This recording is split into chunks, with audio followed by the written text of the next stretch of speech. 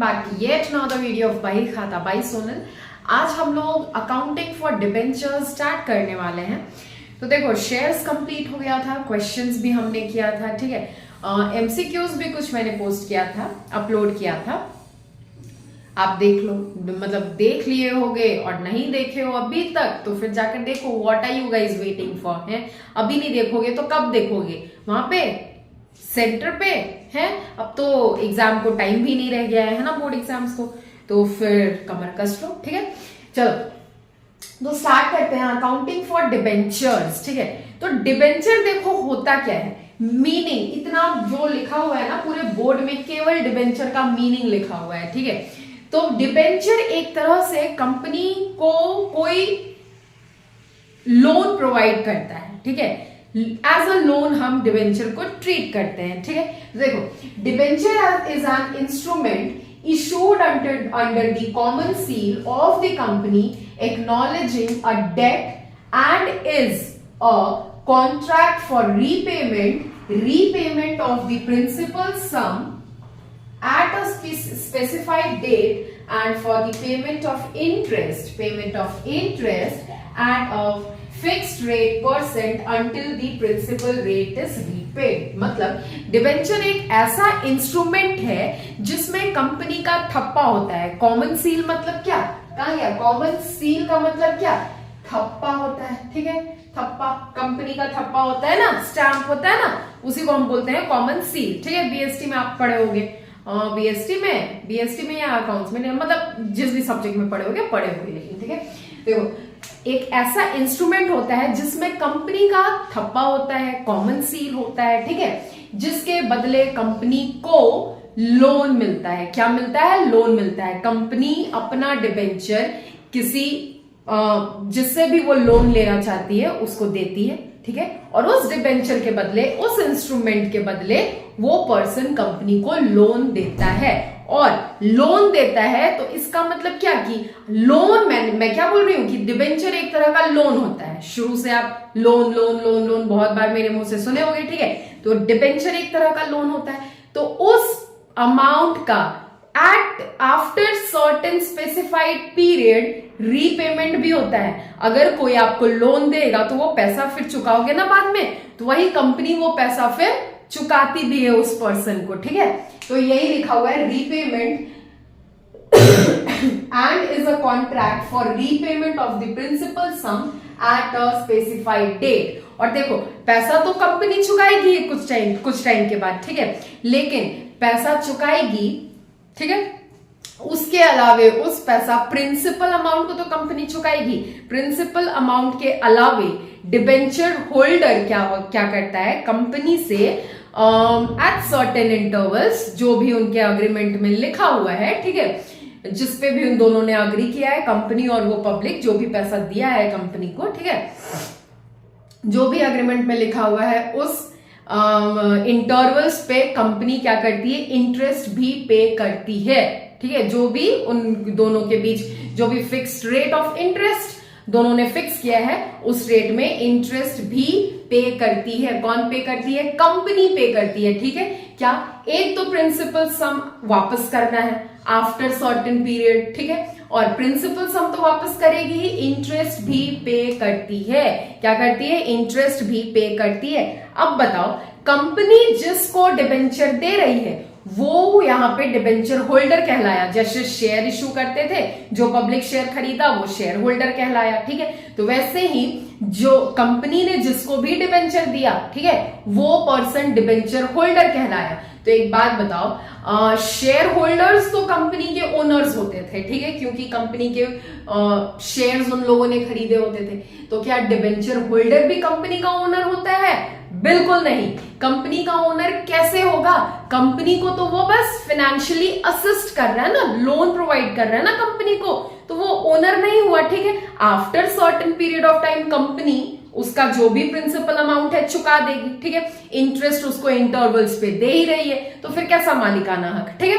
तो फिर ये तो था डिबेंचर का मीनिंग, डेफिनेशन आप कह सकते हो, नोट डाउन कर लो, ठीक है। फिर आते हैं डिबेंचर के। आज देखो आज का क्लास हम ना कंप्लीट थ्योरी रखेंगे, ठीक है। पहले हम अच्छे से मीनिंग समझेंगे डिबेंचर का, फीचर्स समझेंगे, टाइप्स ऑफ डिबेंचर समझेंगे। उसके बाद जो नेक्स्ट क्लास होगा हमारा, उसमें हम डिबेंचर्स में एंट्रीज कैसे होता है, कैसे ट्रीट किया जाता है, ठीक है, इंस्टॉलमेंट में या फिर लमसम अमाउंट्स को, मतलब अमाउंट्स अगर एक ही बार पे कर रहे हो डिबेंचर का, एक ही बार दे रहा है तो वो कैसे ट्रीट होता है, इंटरवल्स इंस्टॉलमेंट्स पे दे रहा है वो कैसे ट्रीट होता है, वो हम सीखेंगे।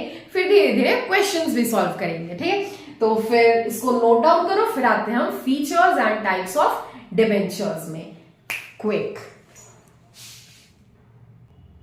अब देखो फीचर्स ऑफ डिबेंचर्स है, ठीक है। तो फीचर्स ऑफ डिबेंचर्स में सबसे पहले लिखा है कि it is treated as external liability, या फिर आप कह सकते हो इसको लॉन्ग टर्म बोरोइंग। क्या कह सकते हो? Long term borrowing. इसको याद रखना, ठीक है। क्या कह सकते हो? लॉन्ग टर्म बोरोइंग, क्योंकि आगे जब आप कैश ये बैलेंस शीट्स एक्सेट्रा बनाओगे ना, जो कि हमारा पार्ट थर्ड है, थर्ड बुक, ठीक है, तो उसमें लॉन्ग टर्म बोरोइंग के अंडर ही आता है डिबेंचर्स, ठीक है। ये क्या, हम कैसे ट्रीट करते हैं डिबेंचर को? एज एक्सटर्नल लायबिलिटी, लोन है तो लोन एक तरह से मेरा रिस्पॉन्सिबिलिटी है जो कि हमको चुकाना है, ठीक है। कभी भी हम चुकाएं, आज चुकाएं, कल चुकाएं, परसों चुकाएं, कभी भी चुकाएं, चुकाना तो है ही लोन, ठीक है। तो ये तो लायबिलिटी ही होगा, ठीक है। और long term borrowing, if interest is 10%। अब आप देखो, अगर इंटरेस्ट का रेट 10% है, ठीक है, दोनों पार्टी ने फिक्स किया है कि इंटरेस्ट आपको कंपनी ने, चलो दोनों पार्टी ने फिक्स किया कि इंटरेस्ट कंपनी 10% के हिसाब से पे करेगी, ठीक है। तो इंटरेस्ट का रेट अगर 10% है तो उस डिबेंचर का नाम भी हो जाएगा 10% डिबेंचर्स। क्या हो जाएगा? नाम हो जाएगा, मतलब उसको हम लिखेंगे भी ऐसे ही 10% डिबेंचर्स।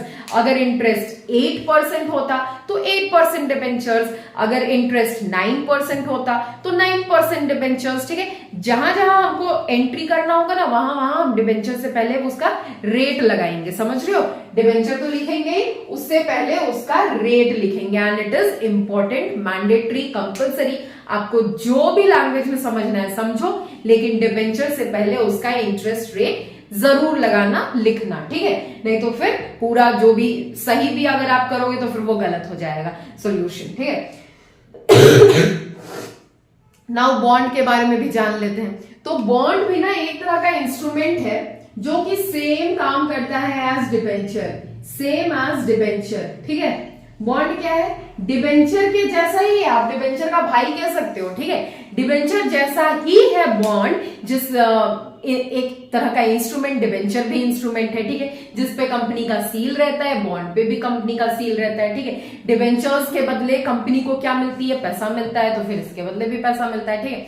लेकिन इसका बॉन्ड और डिबेंचर में एक डिफरेंस है। जैसे डिबेंचर में rate of interest pre determined होता है, पहले से ही फिक्स किया हुआ होता है, ठीक है। बॉन्ड में क्या होता है? Rate of interest is not pre determined, ठीक है। बॉन्ड में क्या होता है? Rate of interest is not pre determined, rate of interest पहले से फिक्स नहीं किया जाता है, ठीक है। तो बॉन्ड पे तो इतना डीप हमको जाने का जरूरत नहीं है, क्योंकि पूरा चैप्टर आपका बेस्ड है केवल डिबेंचर्स पे, ठीक है। तो ये दोनों फीचर्स थे डिबेंचर्स के। अब बुक में देखो एक छोटा सा डेफिनेशन भी दिया हुआ है बॉन्ड का, इसीलिए बॉन्ड के को भी टच करना जरूरी था, ठीक है। तो बॉन्ड क्या होता है? सेम डिबेंचर जैसा होता है, लेकिन बस फर्क क्या होता है दोनों में कि डिबेंचर्स में इंटरेस्ट, रेट ऑफ इंटरेस्ट पहले से प्री डिटरमाइंड होता है, फिक्स्ड होता है। इसमें फिक्स नहीं होता है, प्री डिटरमाइंड नहीं होता है। मार्केट के हिसाब से, अकॉर्डिंग टू द मार्केट, ऊपर नीचे रेट इसका होते रहता है, ठीक है। मार्केट अगर बहुत ऊपर जा रहा है तो रेट भी ऊपर जाएगा, वैसे ही, ठीक है। According to market the rate of interest of bond fluctuates, ठीक है। तो फिर अब पढ़ते हैं टाइप्स ऑफ डिबेंचर्स की तरफ। चलो फिर उतारो इसको जल्दी। तो देखो यहाँ पे टाइप्स ऑफ डिबेंचर्स लिखा है, ठीक है। तो on the basis of paying back, आप कह सकते हो फर्स्ट टाइप्स ऑफ डिबेंचर्स। तो on the basis of paying back there are two types of debentures, first redeemable debenture and second irredeemable debentures, ठीक है। तो रिडीमेबल डिबेंचर्स क्या होता है, ऐसे डिबेंचर्स जिसको आप after certain period of time आपको रीपे करना है उस डिबेंचर का अमाउंट, ठीक है, repayable by the company after specified period. Debenture का अमाउंट आपको क्या करना है, आफ्टर सर्टेन और स्पेसिफाइड पीरियड रीपे करना है, ठीक है। नाउ सॉरी, इररिडीमेबल डिबेंचर्स क्या होता है, अब रिडीमेबल का मतलब है कि after certain period of time आपको रीपे करना है, तो इररिडीमेबल का मतलब क्या होगा कि during the life time of the company आपको डिबेंचर का कोई पैसा किसी को रीपे नहीं करना है।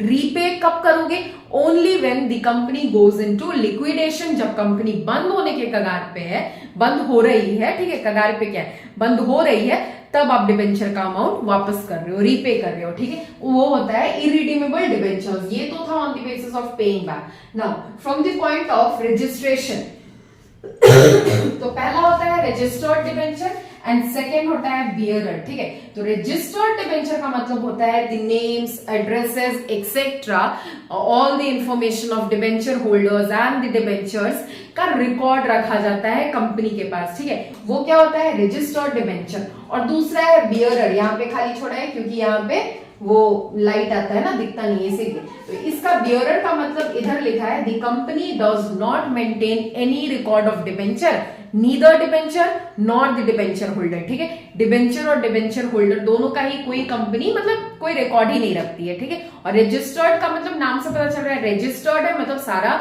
इंफॉर्मेशन कंपनी के पास होगा, पहले से रिकॉर्ड किया हुआ, ठीक है। तो फिर अब इसको जल्दी से कॉपी करो, नोट डाउन करो, फिर आते हैं हम नेक्स्ट टाइप्स ऑफ डिबेंचर्स पे, ठीक है। अभी भी 2 बेसिस बचा हुआ है, और देखो ये भी इंपॉर्टेंट है क्योंकि कभी कभी क्वेश्चन पूछता है ना। प्रैक्टिकल्स क्वेश्चन कितना ही सॉल्व कर लो, एमसीक्यूज तो होते ही हैं, 1 मार्क क्वेश्चंस होते ही हैं, तो पूछता ही है क्वेश्चन, तो फिर नोट करना तो जरूरी है, क्या पता कहां से क्वेश्चन आ जाए, है ना, हर कुछ जानना जरूरी है। चलो फिर अब है from the point of priority. तो प्रायोरिटी के बेसिस पे 2 टाइप्स ऑफ डिबेंचर्स होते हैं, first debenture and second debenture. First debenture वो होता है जिसका रीपेमेंट सबसे पहले होता है, सबसे पहले मतलब even after the preference shares, ठीक है।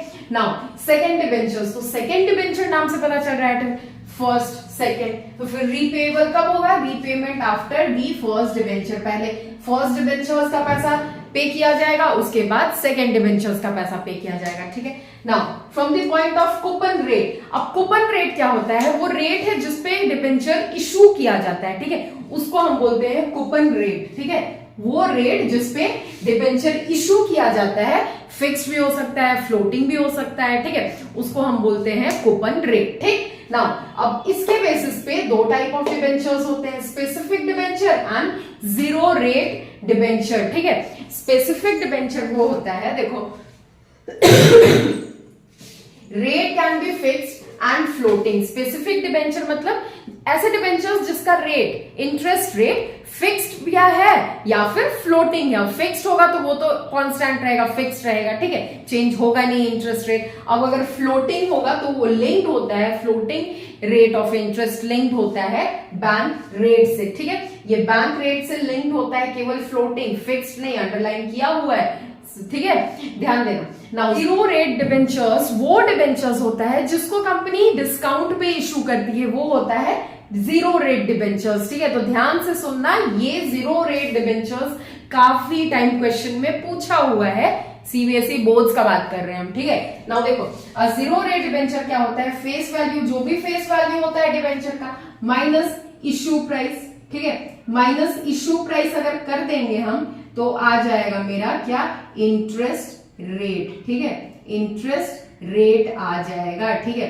तो वो डिबेंचर जो डिस्काउंट में इशू किए जाते हैं उनको बोलते हैं जीरो रेट डिबेंचर्स। क्या बोलते हैं, जीरो रेट डिबेंचर्स। और कूपन रेट क्या होता है, कूपन रेट वो डिबेंचर्स मतलब वो रेट जिसपे डिबेंचर्स इशू किए जाते हैं उसको बोलते हैं कूपन रेट, जो कि फिक्स भी हो सकता है, फ्लोटिंग भी हो सकता है। अब अगर फिक्स्ड है कांस्टेंट रहेगा, फिक्स्ड रहेगा, चेंज नहीं होगा कभी, ठीक है। नाउ अगर फ्लोटिंग है तो वो बैंक रेट से लिंक्ड रहेगा। नाउ उसके बाद from the point of convertibility भी आता है, तो वो भी एक कर लेते हैं लास्ट वाला, ठीक है। इसको जल्दी से कॉपी करो।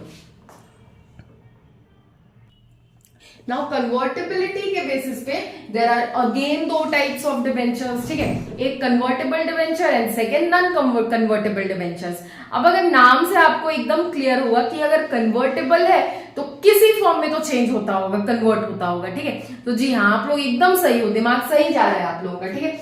कन्वर्टेबल डिबेंचर्स वो डिबेंचर्स होते हैं जो after certain time equity shares में जिनको आप कन्वर्ट कर सकते हो, अगर डिबेंचर होल्डर चाहा, ठीक है, अगर डिबेंचर होल्डर ने चाहा तो वो उस डिबेंचर्स को इक्विटी शेयर में कन्वर्ट कर सकता है और फिर शेयर होल्डर बन सकता है, कंपनी का शेयर होल्डर्स की तरह एंजॉय कर सकता है अपना जो भी शेयर होल्डर का राइट्स होता है, ठीक है। एंड नॉन कन्वर्टेबल डिबेंचर्स वो डिबेंचर होता है जो कभी भी शेयर्स में कन्वर्ट नहीं किया जा सकता है, ठीक है।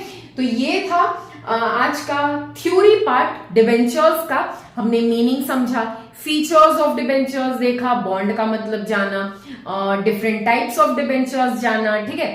तो फिर अब हम नेक्स्ट मिलते हैं किस पे, जिसपे हम बात करेंगे जर्नल एंट्रीज का, ठीक है। आगे भी बातें करेंगे, अभी तो लंबा जाना है हमको, ठीक है। तो फिर क्लास 12 में आप नए हो, इधर हम नए हैं, तो साथ मिलकर पढ़ते हैं, सीखते हैं, समझते हैं और एंजॉय करते हैं अपने जर्नी को। और हाँ, do like, comment, share and subscribe to the channel यार।